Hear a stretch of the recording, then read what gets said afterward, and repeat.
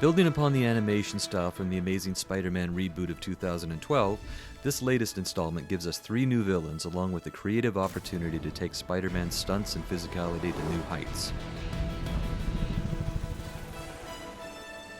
In this iteration, Peter Parker has finessed his swinging skills and he's playing kind of a thrill seeker in a few sequences, swinging through the city canyons and enjoying the adrenaline rush of leaping from tall buildings and free-falling until the last possible second before firing his web shooters.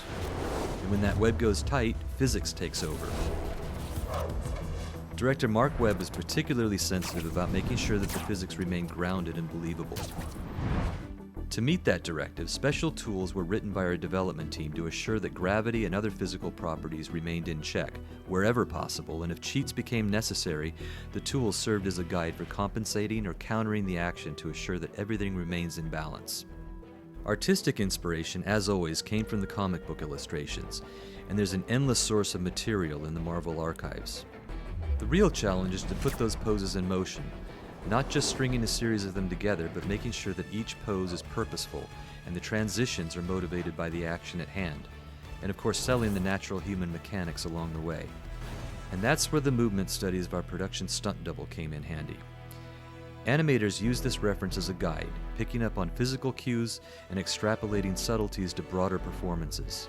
This process also inspired new actions that hadn't been seen before, like the overhand scramble, as we like to call it, a maneuver that he uses to accelerate himself up the web during chase sequences to make sure he's always gaining on his opponent. Animation also played a role in scenes where audiences would assume they're looking at practical photography, like the final standoff with Electro where Spider-Man is completely animated throughout, including the close-up performances. This gave the director the flexibility to add additional shots well after principal photography was complete. On a smaller scale, but equally important, is the muscle animation.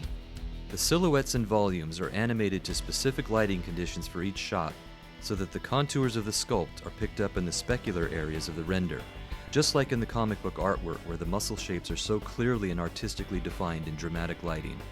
Then a simulation pass adds jiggle to the muscle masses so they resonate realistically in response to both internal and external forces. And notice the wrinkling detail in his suit. The new suit design is much looser than it was in previous iterations, so a full-on cloth sim gave us the opportunity to bring out another layer of detail, with wrinkles driven not only by his movement but also react to the environment, like fluttering in the breeze during freefall.